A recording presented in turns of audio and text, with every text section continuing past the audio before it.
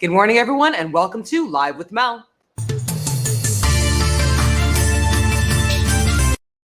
This episode is brought to you by Yellow Cab Company of DC. If you're looking to avoid rideshare prices, then check out the Yellow Cab Company of DC when you are in the nation's capital.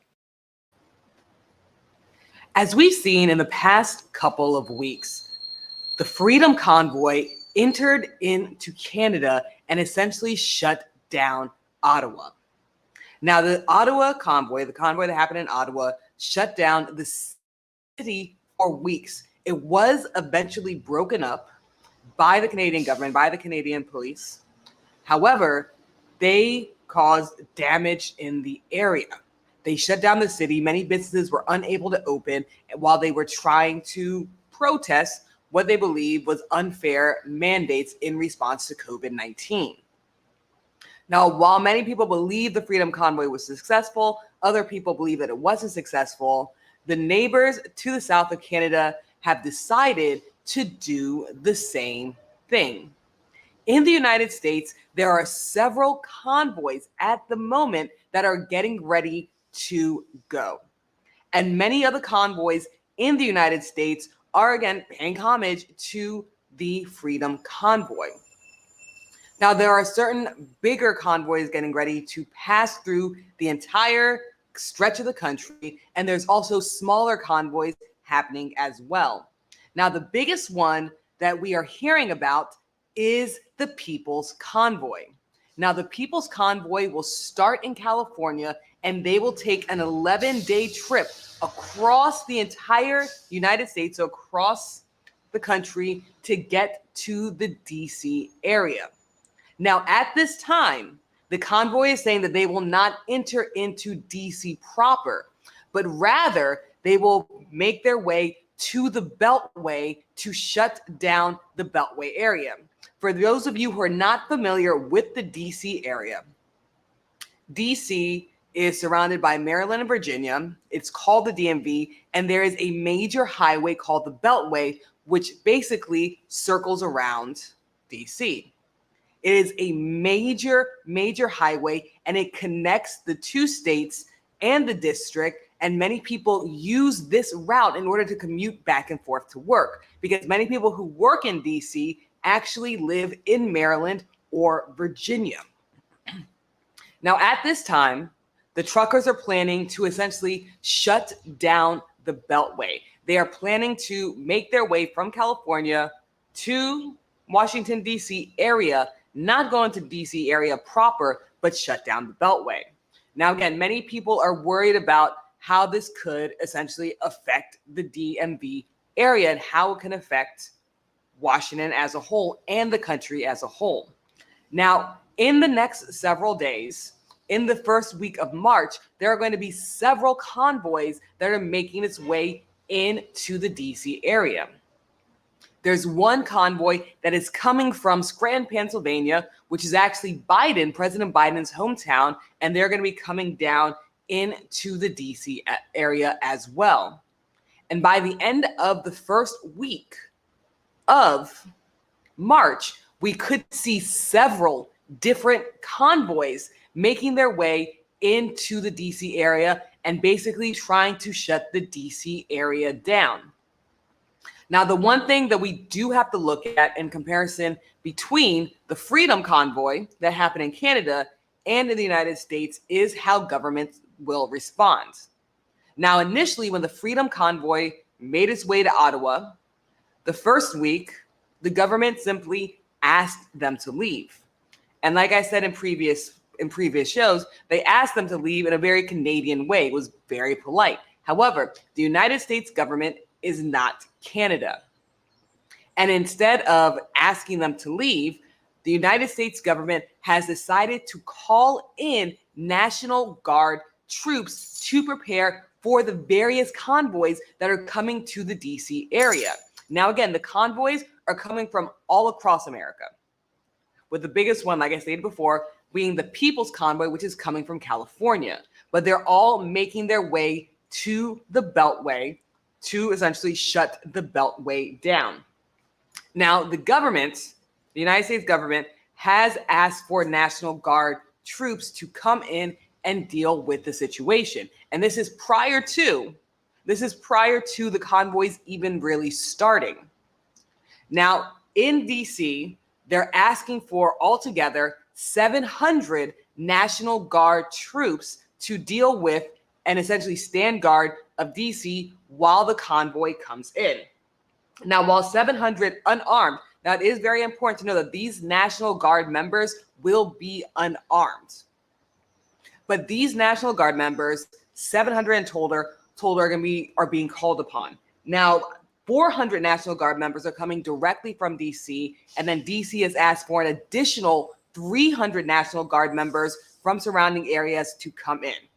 So again, the way that Canada responded to the Freedom Convoy is not going to be the way that America responds to the Freedom Convoy. They're calling in the National Guard at this moment. They're preparing for the people coming in. When the Freedom Convoy went into Ottawa, again, the Canadian government the first week basically asked them to leave, but it looks as though the United States is going to take a different route. Now, just like the Freedom Convoy, the People's Convoy, and the other various smaller convoys are calling for the same thing. They are protesting all of the mandates surrounding COVID-19. Now, while they're asking for all of the mandates to end that were put in place for COVID-19, many people do think it is odd or the wrong time, since many of the mandates are actually leaving on their own. Many states are starting to drop the mask mandates that they put back in place for Omicron because the cases are going down.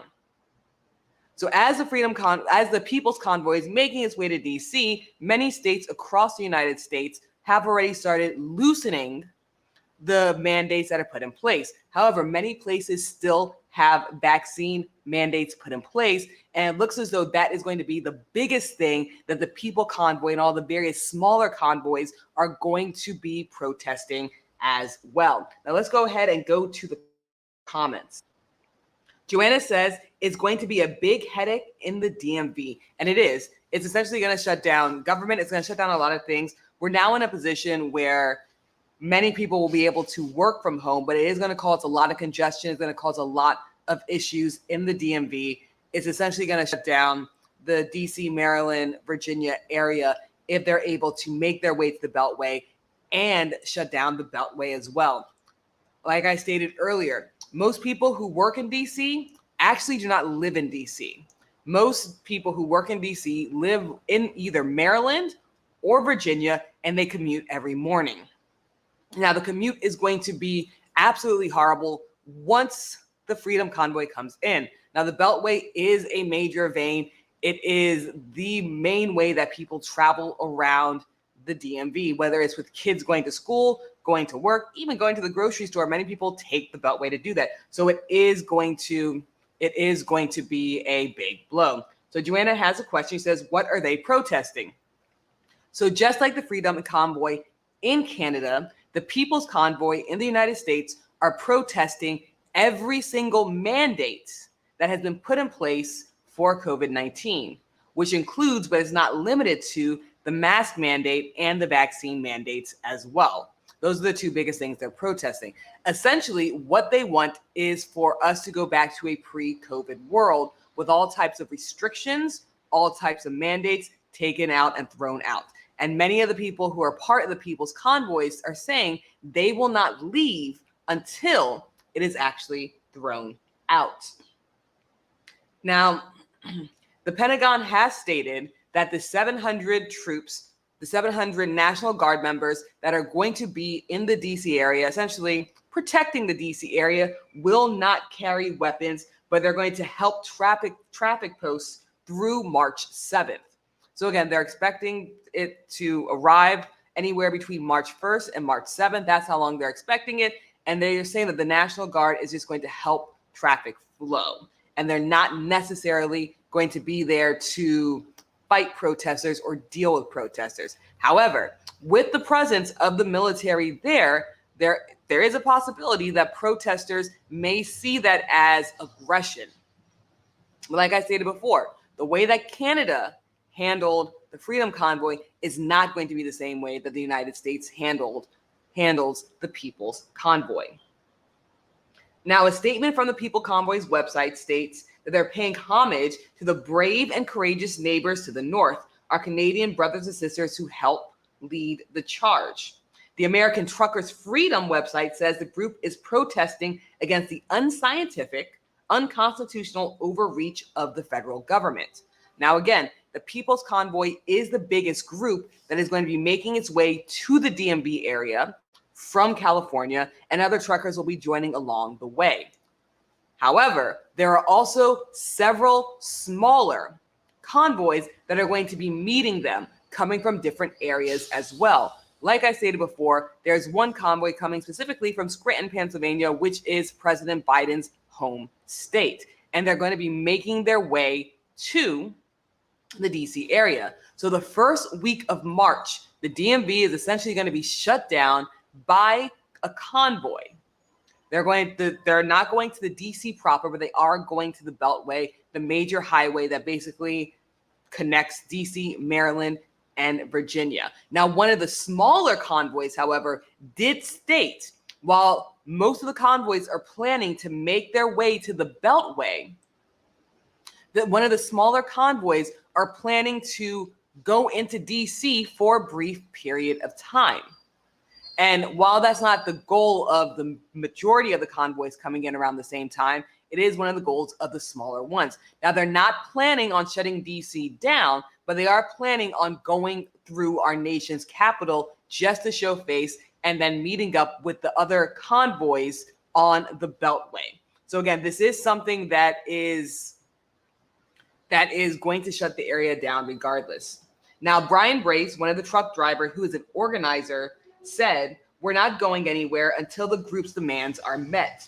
Those demands include an end to COVID-19 vaccine and mask requirements." So again, they're stating that they are not going anywhere, that they are going to go into the nation's capital or around the nation's capital, and they're essentially going to shut it down. And they do not plan on leaving, just like the Freedom Convoy said, they do not plan on leaving until their demands are met.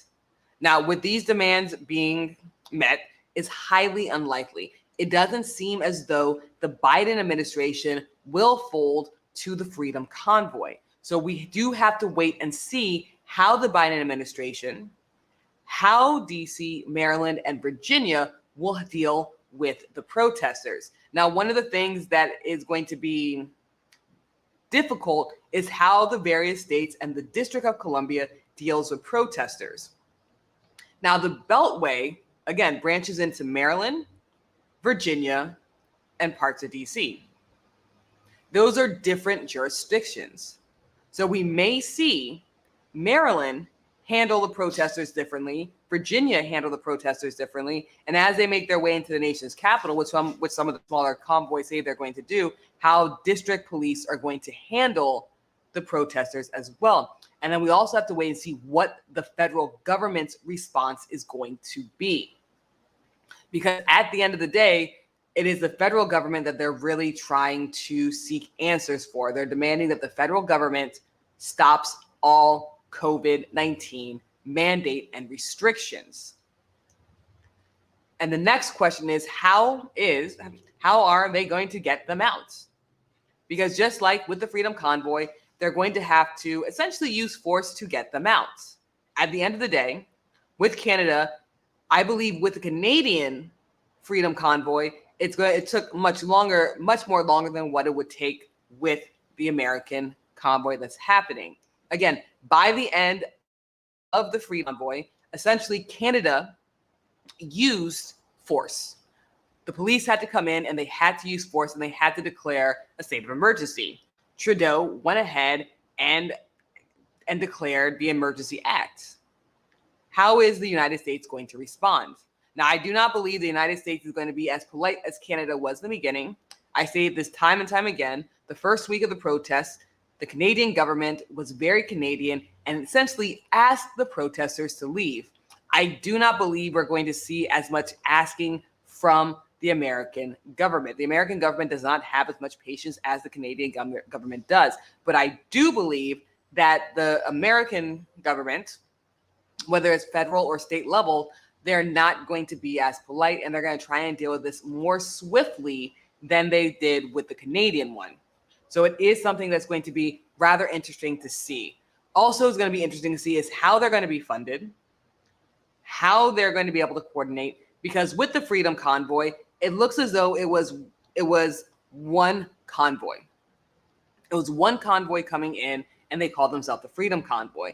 With the convoy that's happening in the United States, there's one large convoy that is coming from California, but there are several other smaller convoys that are coming from different regions of the United States and that are meeting them there.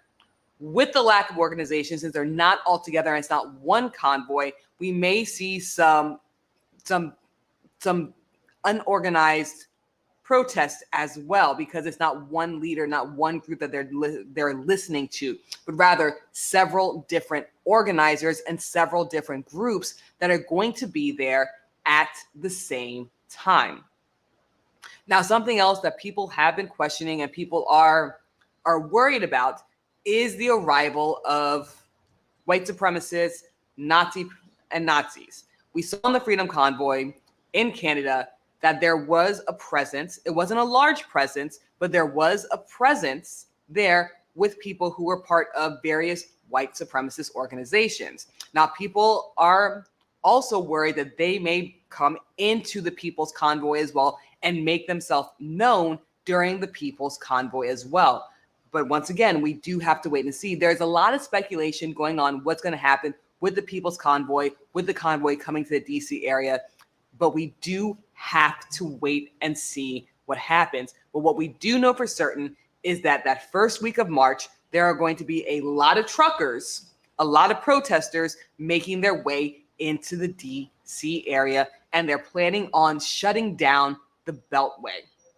Now, the People's Convoy, they're going to be taking a 2,500-mile cross-country drive, and they're saying that they're going to be doing this in 11 days. So while the main goal is to get to the Beltway, you are going to have a large group of truckers taking the path from California to Washington, D.C., which is essentially going to clog up not only the Beltway when they do get there, but clog up major highways spreading across the United States as well. And it could cause problems for Middle America as well, since there's such a large group, there's such a large number of trucks that they're not used to having coming across the country.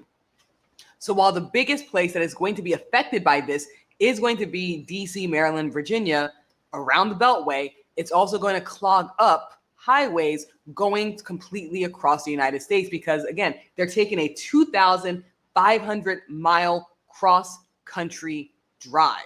Now, the good thing about it is they're not going to be settling in these places. So they're not going to be clogging up and trying to shut out those various regions. Their main key, the main place that they're looking at shutting down is the Beltway, is the major highway surrounding Washington, D.C. So for the first week, there may be some congestion. There may be some roads shut down in Middle America, but it looks as though the majority of the disruption is going to be happening around the Beltway. So going to the comments, Joanna says, there will also be outside agitators, which will cause problems. And I do think there's going to be outside agitators. I do think there's going to be counter protests in the DC area as well. DC is a place that has always been open to protesters. And while many people come to DC to protest, there's always counter protesters as well. So while there's going to be agitators within the People's Convoy, there'll probably also be agitators outside of the People's Convoys as well. And we'll see how the DMV reacts to the Beltway being shut down. I do know that it's going to cause a lot of issues for a lot of people. Many jobs are going to be shut down at that time because there's going to be no way to get to work. And while some people can work virtually, others cannot. So it is going to cause a lot of problems in the DC area. And I do think people are going to get frustrated. Now, again, when we look at what happened in Canada, and I know I've been saying this for weeks, the Canadian response was very Canadian in the fact that they were very polite about it. we didn't see much violence. We didn't see much counter protest. We didn't see people clashing. However, this is the United States, and Americans handle things very differently. That same air of politeness is not going to be met in the DC area, and it could lead to violent outbreaks. But again, we do have to wait and see, because right now it's all speculation until the truck drivers actually arrive in the DMV. So I will keep you guys updated about what's going on with the People's Convoy, if they actually make it to DC, if they do shut down the Beltway, and what's really happening, and how the National Guard will respond. Now, again, altogether, the Pentagon is saying that there's going to be 700 National Guard troops who are unarmed. But unlike Canada, there is going to be a military presence from the very beginning. The difference is that the military is just not going to be armed. Now, they're saying that they're going to really focus on controlling and diverting and working with traffic to ensure that traffic continues to move. But with the military presence from the very beginning, it may cause problems as well. But again, the United States is not Canada.